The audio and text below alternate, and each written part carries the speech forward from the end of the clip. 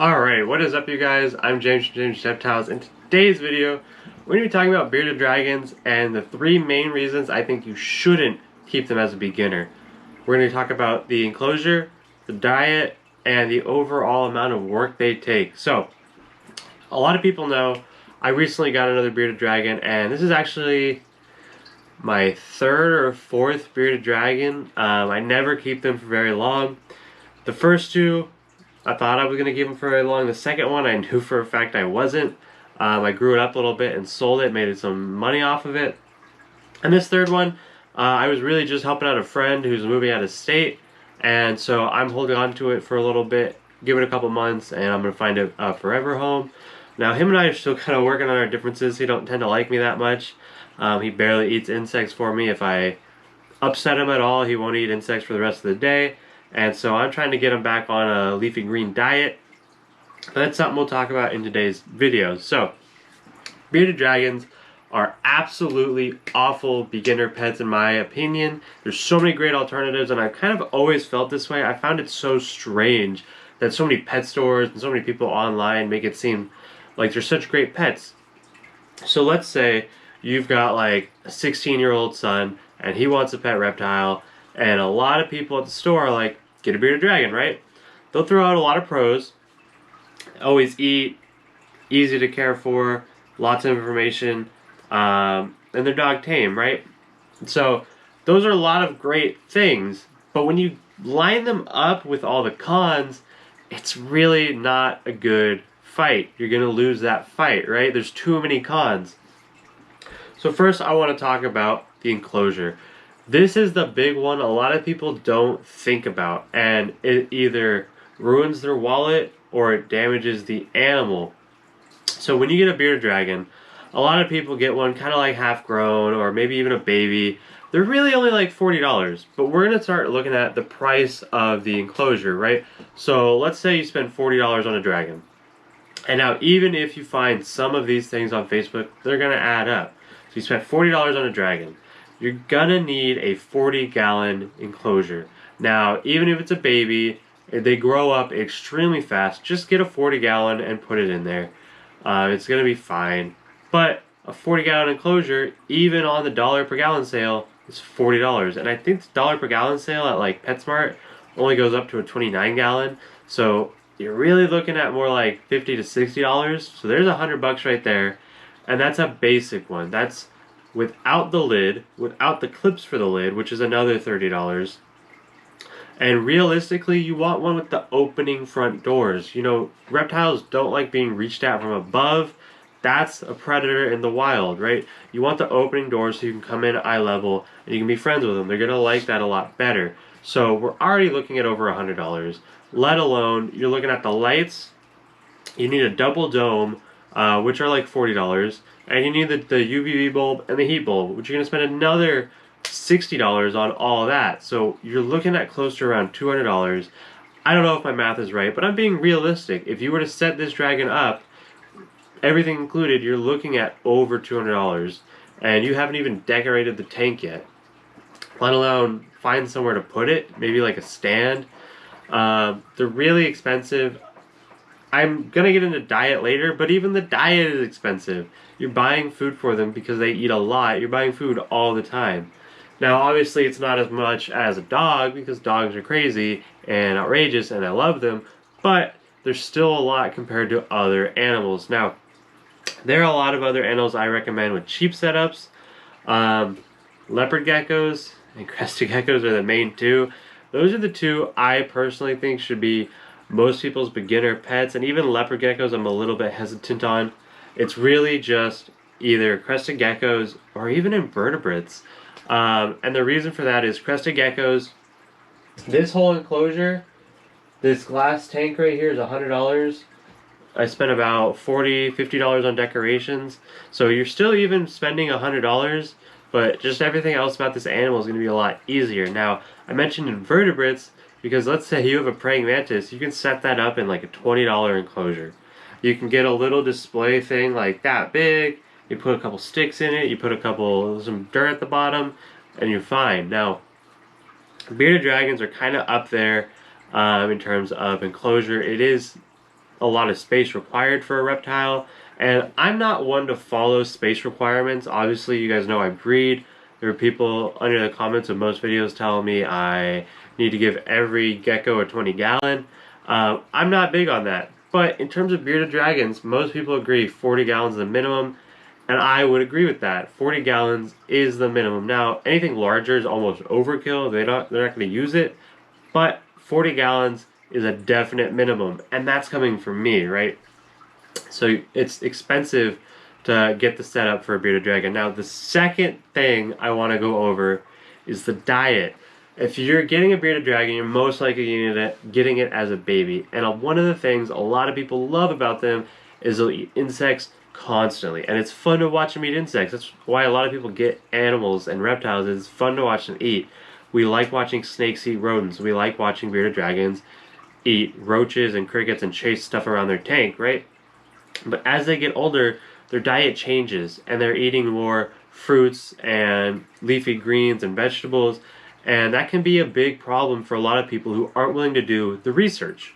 Now, if you're willing to do the research, this doesn't really matter to you, but it's still expensive. You know, when they're eating insects, they're eating a buttload of insects. You're probably looking at like $20 a week just on insects. And when they're slowly transitioning over to vegetables, you're still buying insects. Probably the same amount, honestly, because they're bigger now.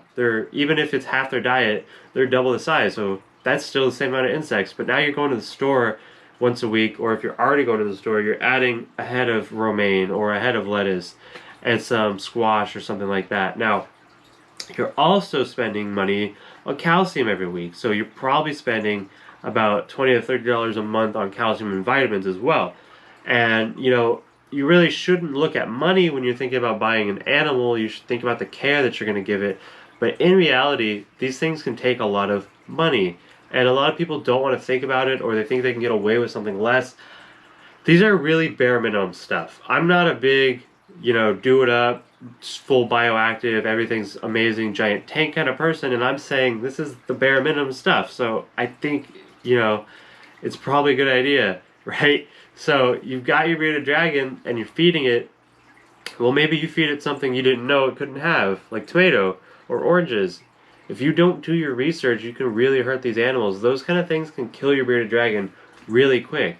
Now, a lot of people just throw in whatever kind of vegetables are left from cooking and some insects. Well, let's say you put in an orange slice. Citrus is extremely bad for reptiles, and if you're feeding roaches, we won't even feed the roaches oranges if we know we're going to feed the reptile within a week, right? Because that's in their system. So diet and really research all around is my second thing. And my third thing I really want to get across is just the amount of work it takes to take care of a bearded dragon. Now, I've mentioned before, it does take a lot of money, right? But you're also in there at least every other day feeding it, whether it's roaches or insects or salad. You're cleaning up poop because, let's be honest, they're big puppy dogs. They're running around, they're whipping their tail, they're pooping, they're slapping their poop all over the walls. You're cleaning, you're taking them out to handle them, you're taking them out to give them a bath, because bearded dragons are weird about shedding, and that's a whole other thing if you're not on top of it. So they really do require a lot of care, a lot of maintenance, and a lot of paying attention. Now, if you're a parent trying to teach your kid responsibility, that could be a good thing, but a lot of people aren't looking to do that. They're looking to get something simple. And now, I talked about diet. My leopard geckos eat only mealworms. I can feed them mealworms my whole life, their whole life, and they'll be fine. If I want to feed them roaches, I'm more than welcome to do that, but they're not going to require that. I don't have to keep crickets that are loud and noisy. I can keep a little thing of mealworms and feed them a couple every couple days, and they're fine. I could even feed them once a week, going into, you know, the amount of care. Crested geckos, a little bit more care than a leopard gecko. I feed them every other day and spray them down. But if you're not into insects, you can get away with feeding crested geckos just crested gecko diet, which is going to be either your Pangea or your Rapashi, and it's basically just powdered fruit that you mix with water, and they eat it. And what am I looking for? It simulates fruit that they would naturally eat in the wild, where they're from in New Caledonia. So these are a lot of things that make bearded dragons absolutely horrendous pets in my personal opinion. Now, they're not you know, you should never never get a bearded dragon, but in terms of like your first pet, I would definitely stay away from them. And especially too, let's say you get your setup. I should have talked about this earlier, but you got your whole setup, right? What if your heat lamp's too hot? Now you're going out finding a dimmer switch at 10 o'clock on a Tuesday afternoon because you just picked a bearded dragon up and you didn't know that you needed to be a specific temperature. You just thought hot was hot, right?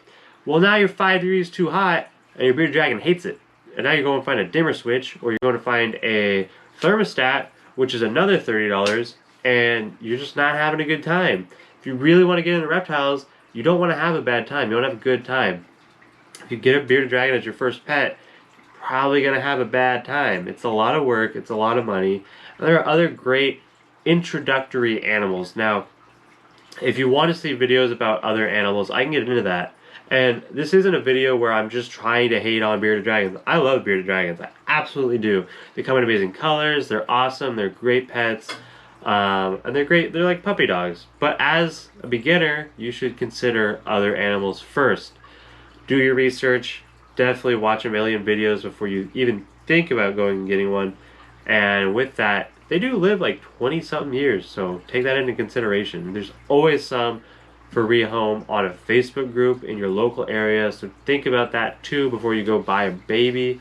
But with that, hope you guys like this video. Make sure to like, comment, subscribe. All that definitely helps out. Comment below what species I should do a video about next, and I will definitely take that into consideration. I think in a week and a half, or what's today, Thursday? Next weekend we're going to Lodi, so be excited for that video. I'll probably go down Saturday and film, and then come Sunday I will edit it, and it'll probably be up Monday. So if you're interested in Reptile Expo videos, I will try to get better footage this time. I know last time I was a little far away, couldn't really see the animals quite as well, or the prices.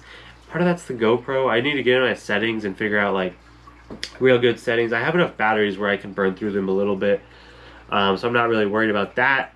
But if there's anything specific you'd like to see at the expo, comment that too, and I'll definitely check that out. I love going to the expos. They make for great videos, so I try to go to multiple of them. And I think come March we'll be going to the Super Show down in the LA area, or whichever one that is. I always forget. There's Pomona, there's Super Show, whatever. They might be the same thing. But one of them is every 6 months, so we're going to go in March. We're going to take a trip down there and film that for you guys, so hopefully you guys stay tuned for that. So with that, thank you guys for watching this video. I know I've been rambling a lot. I talk really fast, and the reason for that is I have a lot of information I want to share. I know a lot about this stuff. I've been doing it. It's kind of my passion, so I try to get information across to you guys. But nevertheless, hope you guys enjoy this video and have a good one. Peace out.